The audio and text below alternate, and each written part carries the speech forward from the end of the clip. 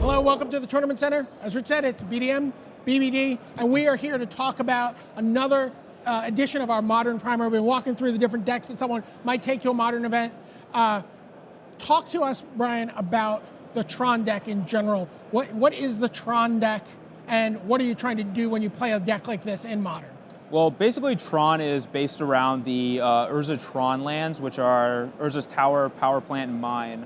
When you have all three on the table at the same time, you generate a really high amount of mana, and you're just looking to play extremely powerful, expensive cards like Wormcoil Engine, Karn, sometimes Emrakul as well, just when you generate all this mana. Looking to get that, the dream of assembling the Tron, getting those three cards. Individually, they make 1 mana, together, 7, which you can do on turn 3, right? Yeah, and the deck has like Expedition Map, and a lot of ways to search it up to be able to cast it, or to be able to find the Tron as early as turn 3. Okay, let's take a look.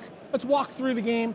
There's some different cards. You talked about things that search up your Tron. Your early game is really turn 2, turn 3 with this deck.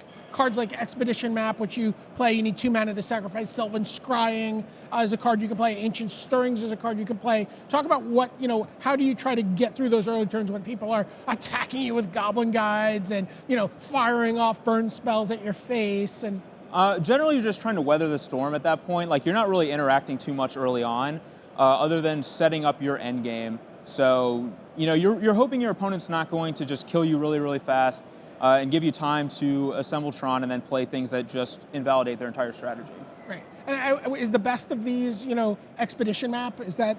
Yeah, Expedition Map, but Ancient Stirrings is actually extremely powerful as well, because you can use it to search for a piece of Tron, but once you've assembled Tron, you can also use it to search for a Karn, a Wormcoil Engine, or one of your other big finishers as well. Sure, if you're into that kind of thing. Yeah. I mean, who is, but All right, let's take a look at the mid-game for this deck, and there, it really is Urza's Mine, Urza's Power Plant, Urza's Tower. Going back all the way to the earliest days of Magic, these cards have been around. It wasn't really until that Sylvan Scrying was printed that this deck really kind of started to come together as a more consistent engine. Talk about, again, these 3 pieces, and where do you hope to go from here? Well, I mean, one of the things about it is they only produce colorless mana, so you're limited in that you can only play color artifacts or colorless effects.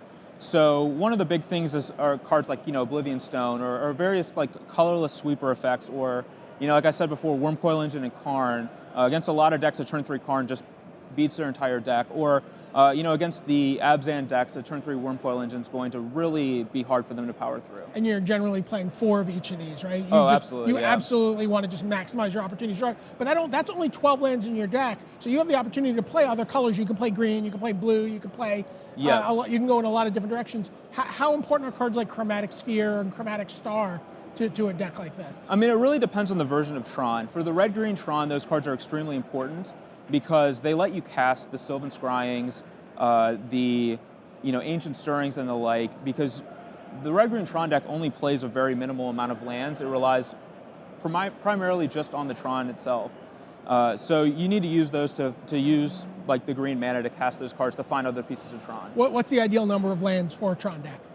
For the green versions, it's somewhere between 18 and 20.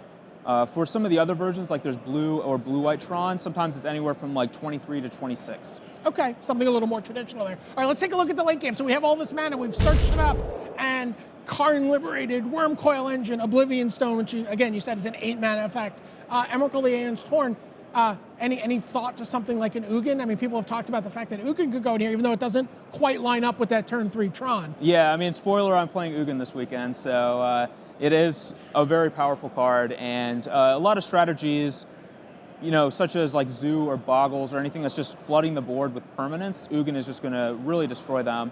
But Oblivion Stone really does the same thing too, in that you can spend 8 mana to blow up the board the same way that Ugin does. And then you have like Karn and Wormcoil are kind of the powerhouses, but you need to have 1 Emrakul in the deck as well, because sometimes those cards aren't enough, but Emrakul's always enough. And if it goes into the late game, how often is a deck like this able to actually hard cast an Emrakul? How far into the late game are we going if we're casting an Emrakul? It really doesn't take that many lands, especially with Eye of Ugin, because that lets you search up Emrakul, but also reduces the mana cost of Emrakul. So you only need like 13 additional mana, and with the Tron producing 7, plus any additional pieces of Tron, either 2 or 3 more mana, sometimes you only need like 6 or 7 lands to do it. Okay. And what is something that you want to be facing off against if you're playing Tron, or what is something you don't want to be facing off against when you're playing a deck? Well, you like definitely Tron? want to be playing some of the more mid-range fair decks, such as Abzan. That's really the best matchup for Tron, and one of the main reasons why you would want to play that deck. With Abzan being as popular as it is, that's why I think Tron is a reasonable choice for a tournament like this. The decks to avoid, you definitely don't want to play against Affinity, because they end the game really fast, and they have Inkmoth Nexus and Blinkmoth Nexus. And I've seen them win through an Oblivion Stone. It's Yeah. kind of gross. So, if you want to be like BBD, go try assembling the Tron. This is Brian David Marshall signing off from the Tournament Center.